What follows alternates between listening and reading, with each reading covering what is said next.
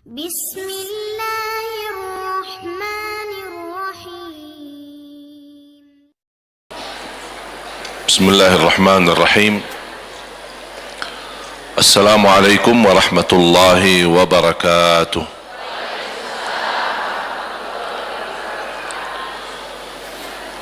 الحمد لله رب العالمين، وأشهد أن لا إله إلا الله وحده لا شريك له ولي الصالحين، وأشهد أن سيدنا ونبينا محمدا عبد الله ورسوله الصادق الأمين. اللهم صل وسلم وبارك على سيدنا محمد وعلى آله وصحبه ومن تبعهم بإحسان إلى يوم الدين. سبحانك لا علم لنا إلا ما علمتنا إنك أنت العليم الحكيم. Alhamdulillah wa syukurillah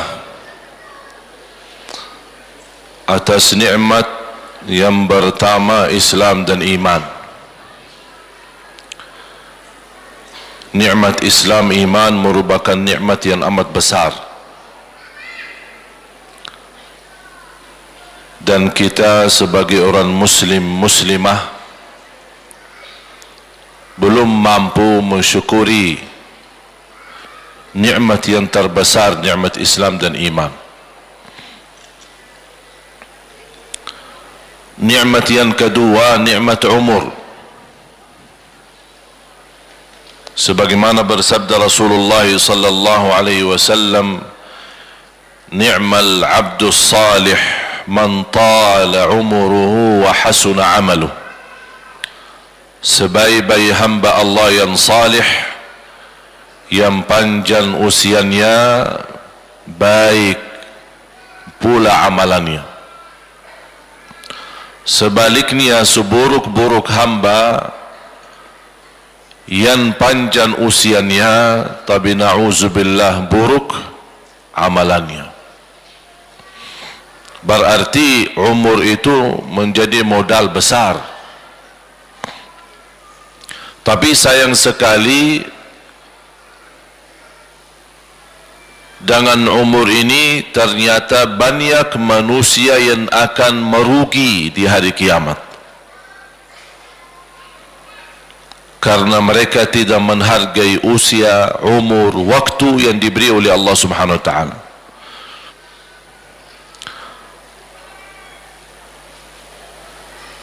Terkhusus waktu itu sesuatu nikmat yang wajib bagi setiap hamba mengisi maksimal yang terbaik, karena waktu dan usia yang berjalan tidak akan bisa mundur lagi, bahkan tidak bisa dipertahankan. Sekarang kita duduk bersama-sama di majlis ini, itu terhitung umur kita, tapi alhamdulillah terhitung di sisi Allah sesuatu yang bermanfaat. Tapi cuba hitung berapa jam, berapa menit yang bisa terlewat begitu sia-sia, dan itu pun dari umur kita. Makanya Allah Subhanahu wa taala bersumber dalam Al-Quran, "A'udzu billahi minasy syaithanir rajim. Bismillahirrahmanirrahim. Wal 'ashr. Innal insana lafi khusr. إلا الذين آمنوا وعملوا الصالحات وتواصوا بالحق وتواصوا بالصبر." Demi waktu, demi masa, innal insana lafi khusr. Dan kalau kita perhatiin dalam Al-Quran, setiap ada ayat sumpah, pasti sesudah sumpah Allah ada sesuatu berita yang sangat penting untuk disampaikan.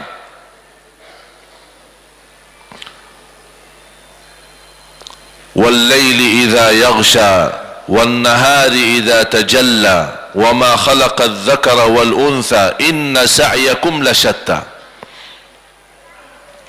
wasyamsi wa duhaha wal qamari idza talaha wan nahari idza jallaha wal laili idza yaghshaha."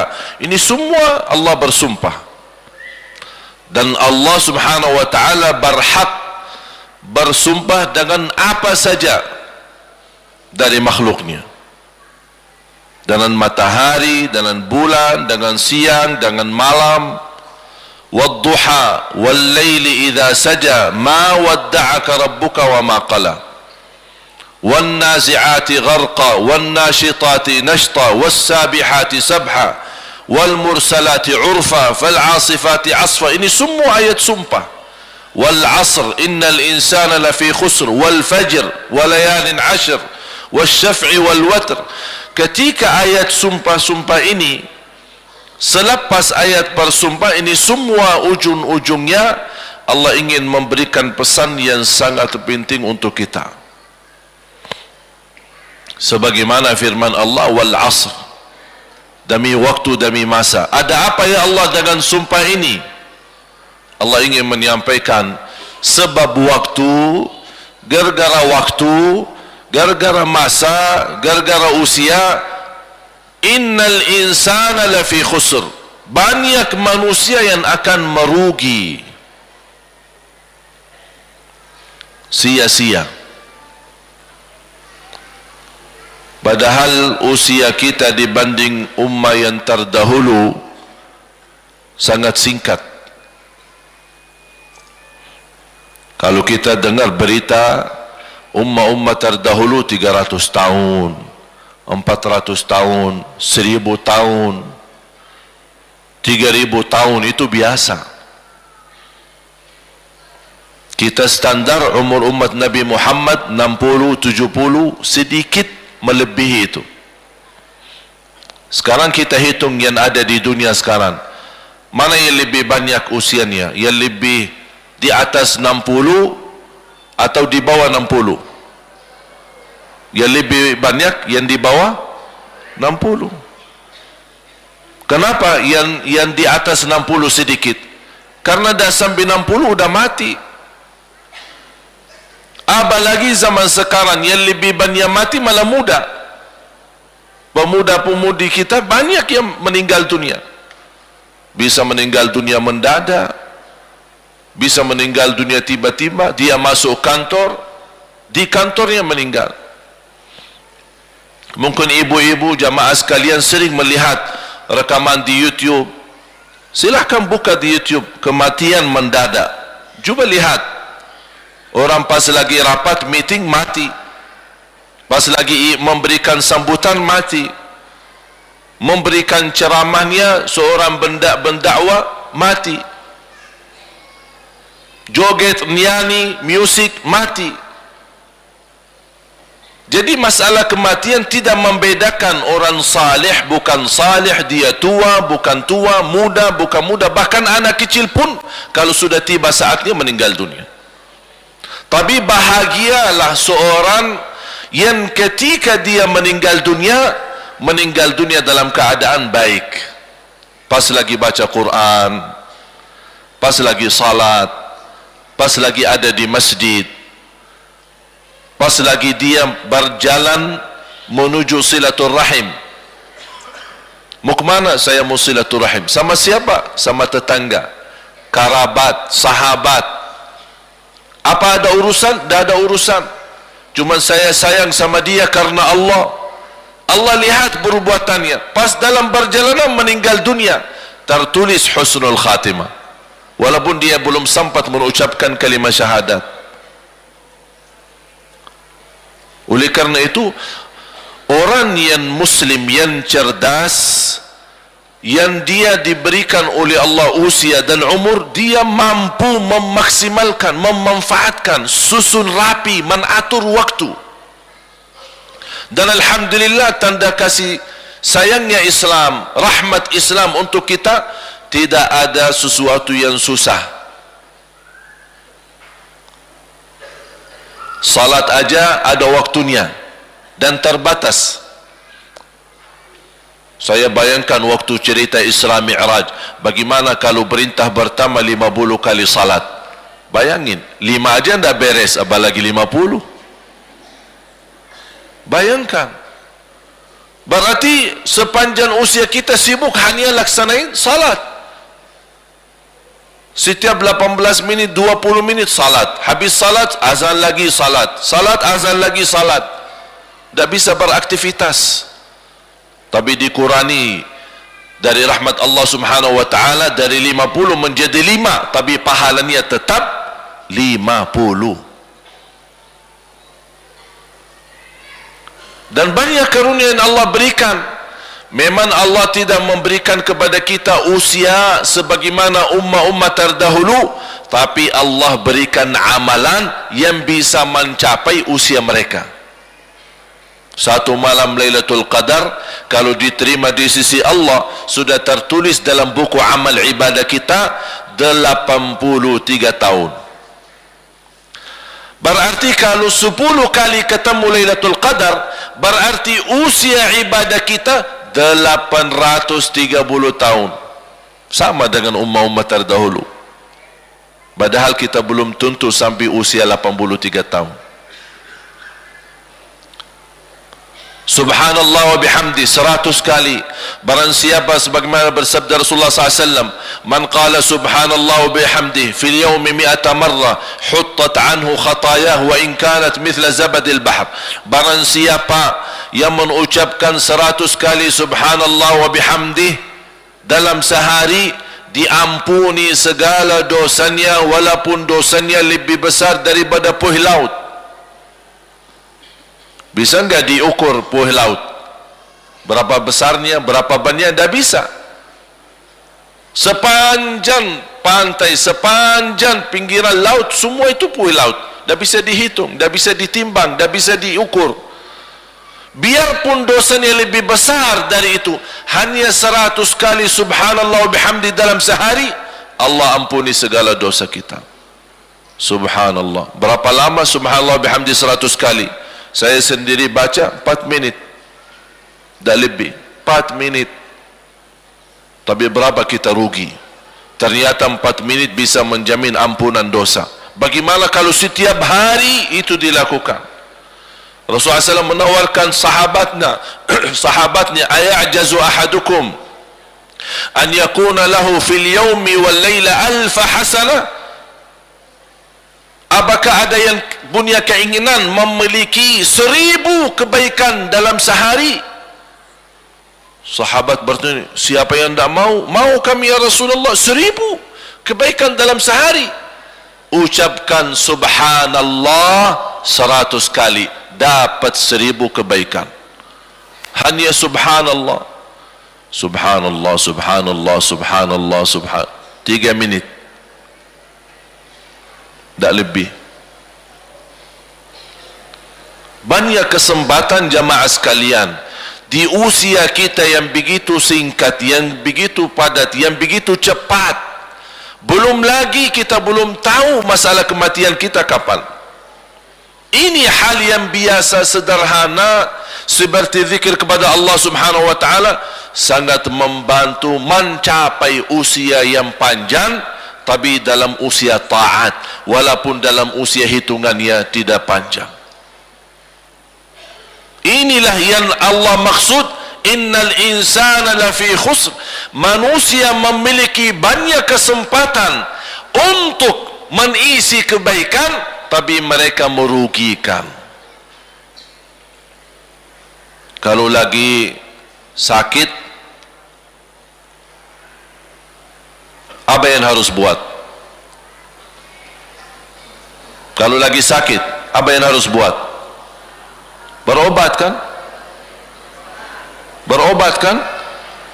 Habis berobat, alhamdulillah banyak yang bisa kembali sehat, kembali alhamdulillah beraktivitas. Berarti sehat, kehilangan kesehatan bisa kembali insya Allah.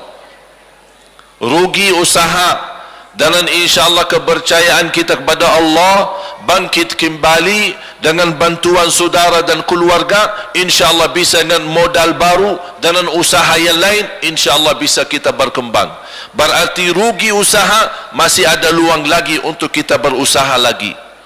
Banyak hal yang kita rugikan bisa dikembalikan dengan ikhtiar, bekerja keras dan tawakal kepada Allah Subhanahu wa taala. Kecuali satu hal yang tidak bisa dikembalikan, waktu, umur.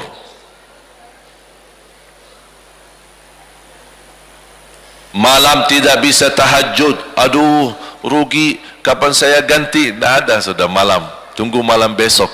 Kalau masih punya usia sampai malam besok.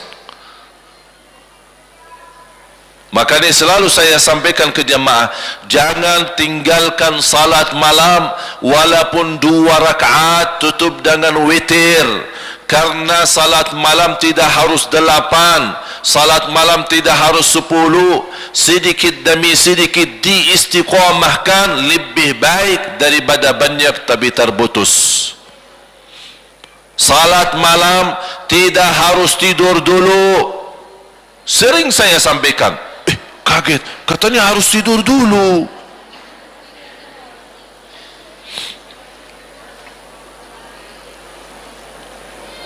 Kenapa tidak harus tidur dulu? Karena salat malam waktunya bukan jam 12, bukan jam 1, bukan jam 2. Waktu salat malam mulai habis isya sampai subuh. Di awal boleh, di tengah malam boleh, di akhir malam boleh. Memang lebih baik di akhir sepertiga terakhir. Tapi ini kembali kepada kondisi kita masing-masing. Ada ibu-ibu merasa, aduh kalau jam 3 aku aja tidur jam 1. Ada orang yang alhamdulillah jam 9, jam 10 udah bisa tidur. InsyaAllah rutin jam 3 saya bisa bangun santai-santai, bisa tahajud.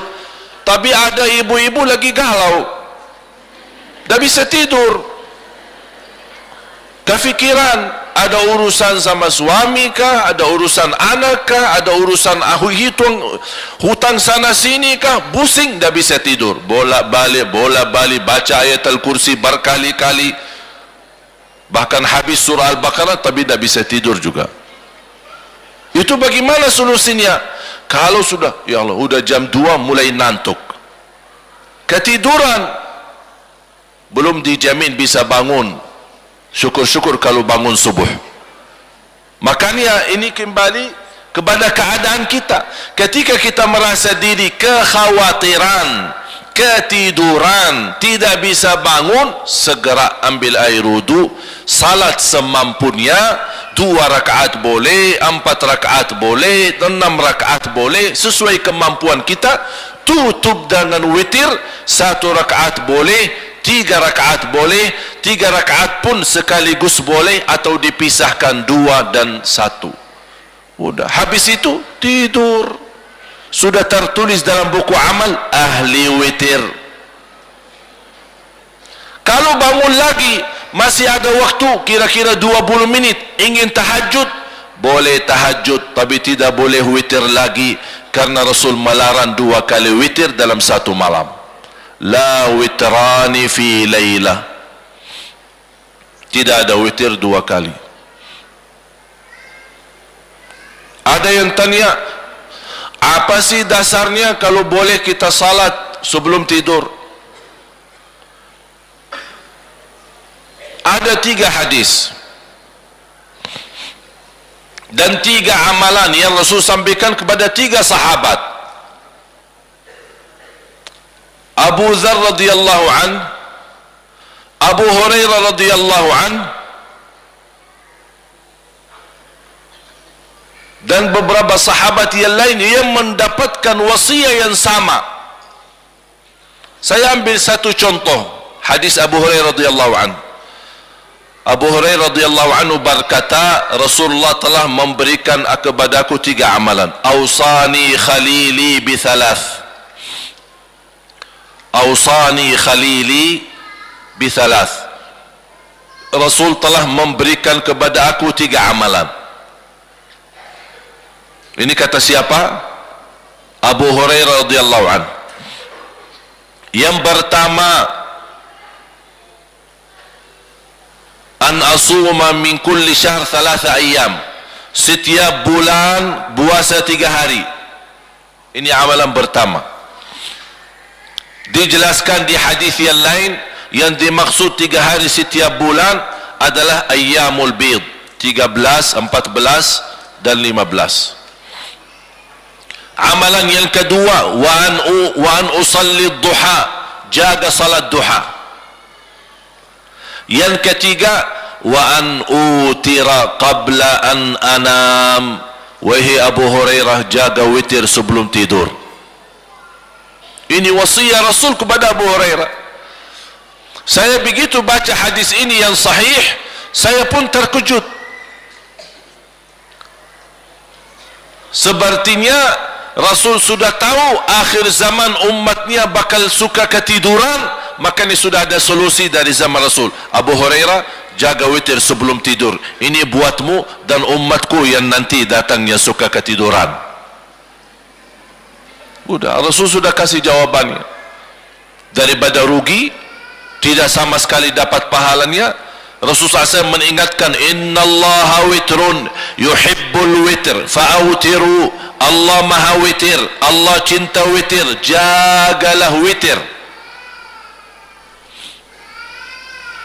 Tahu enggak ibu-ibu jamaah sekalian, di mazhab Imam Hanbali ada satu pendapat di dalam mazhab Imam Hanbali, orang yang tidak rutin salat witir tidak boleh jadi saksi nikah.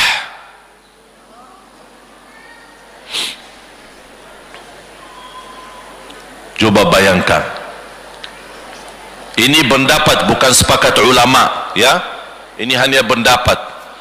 Tapi yang saya mengambil dari pendapat ini, di zaman Imam Ahmad bin Hanbali memang menjadi kebiasaan, witir itu kebiasaan. Bahkan menganggap orang yang tidak salat jamaah di masjid tidak sah jadi saksi nikah. Ada pendapat seperti itu dalam fikih. Bagaimana yang tidak salat sama sekali? Bagaimana yang tidak salat sama sekali? Makanya kita di Madinah, kalau ada orang nikah, biasa kita nikah di mahkamah, di depan hakim. Mahkamah kan dekat Masjid Nabawi. Jadi datang calon laki-laki sama keluarga perempuan, termasuk perempuan juga dibawa di depan hakim untuk menikahkan mereka. Hakim juga bertanya sama wanita. Hakim bertanya sama wanita, kamu terima nikahnya sama laki ini? Tidak ada yang maksa? Tidak ada, karena kadang-kadang terpaksa karena aturan budaya, karena kebiasaan keluarga.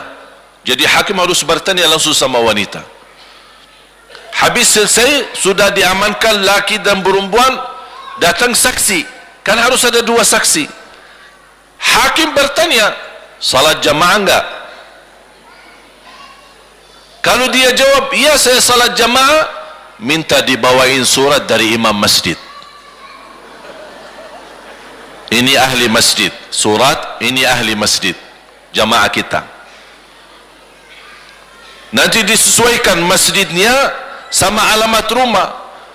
Alasan mungkin dia besok kenal masjid, imam masjid mana, tapi dia tidak pernah salat di masjid, cuma karena teman atau keluarga kebetulan. Ini Pak diminta surat, ini saya mau jadi saksi.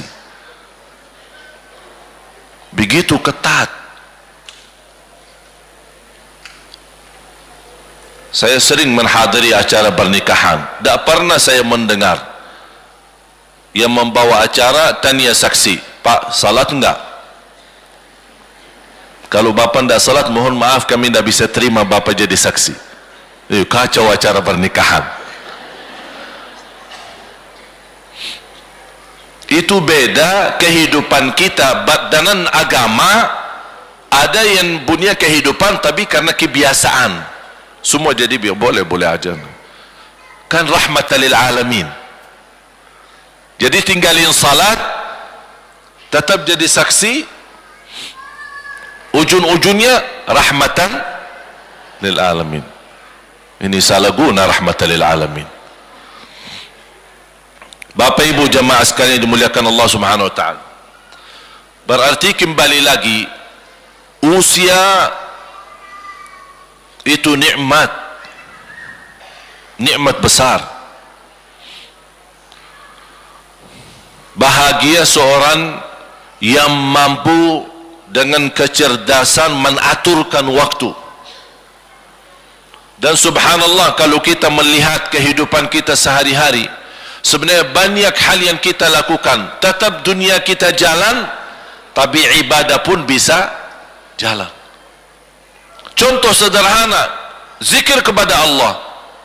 Apa sih susahnya kita terus gerakkan lidah kita berzikir kepada Allah? Zikir kepada Allah tidak harus wanita dalam keadaan suci. Zikir kepada Allah tidak harus wudhu dulu. Zikir kepada Allah tidak harus menghadapi kiblah. Zikir kepada Allah tidak harus di masjid. Dimanapun kita berada, jalan kaki, di mobil, di rumah, di pas lagi masak, semua kita boleh berzikir. La yazalu lisanuka ratban min dzikrillah. Basahi lidahmu zikir kepada Allah Subhanahu wa taala. Ini salah satu amalan yang menjamin masuk surga. Dengan hanya basahi lidahmu dengan zikir kepada Allah. Amalan yang paling ringan tapi pahalanya yang paling besar, itu zikir. Ringan. 2 kalimat, ringan di atas lidah, berat di atas timbangan, dicintai Allah subhanallah wa bihamdi subhanallahil azim. 2 kalimat,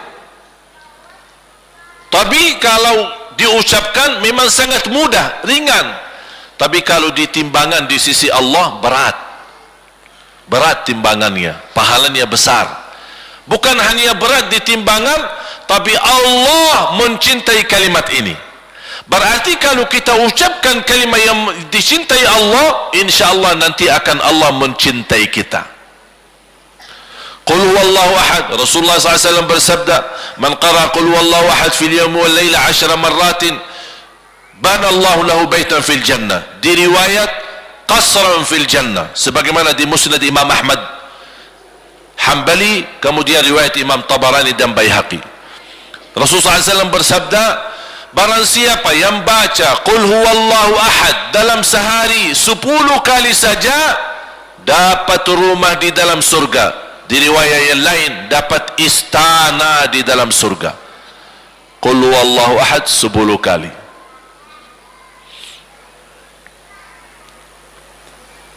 Berarti hal-hal yang sederhana kalau tidak diingat, tidak diamalkan, tidak diperhatikan, masuk dalam ayat innal insana lafi khusr. Sungguh manusia akan merugi. Sayang sekali, saya tidak minta Bapak Ibu salat 24 jam. Saya tidak minta 24 jam baca Quran. Tapi manfaatkan. Masing-masing usahakan memiliki wirid. Faham wirid? Wirid faham? Wirid. Ada wirid baca Quran, ada wirid salat, ada wirid zikir. Jadi wirid itu hal sederhana tapi diistiqomahkan. Contoh, jangan lewat 1 hari belum baca Al-Quran. 1 halaman, dah bisa 1 halaman, separuh halaman. Separuh halaman dah bisa juga? Dah bisa separuh halaman? 1 ayat. Tapi rutin. lupa baca di rumah, pas di jalan, alhamdulillah sekarang HP ada isinya Al-Quran, silakan baca. Aduh, saya lupa baca wirid saya sampai di mana? Suratul Baqarah ayat 12. Ya baca ayat 12. Ada luang, tidak terganggu, tambah lagi satu ayat. Begitu ada kesibukan, tak apa-apa, stop. Tapi besok jangan lupa, tepat waktu dimaksimalkan dan diusahakan. Apalagi kalau bisa disusun dengan waktu yang tepat. Masing-masing tahu diri, kesibukannya apa, aktivitasnya apa. Ya udah, saya merasa paling tepat waktu adalah habis salat subuh. Habis salat subuh, kalau setiap hari 10 minit saja kita bagi di antara zikir, baca Quran, kemudian bersedekah, baru silahkan ibu-ibu siapin sarapan buat anaknya. Apa ruginya 10 menit? 10 menit mungkin tidak bisa dihitung karena terlalu sederhana, tapi insya Allah nanti di hari kiamat Bapak Ibu akan melihat ternyata 10 menit itu yang kita rutinkan menjadi sebab keselamatan kita dari siksa neraka Jahannam.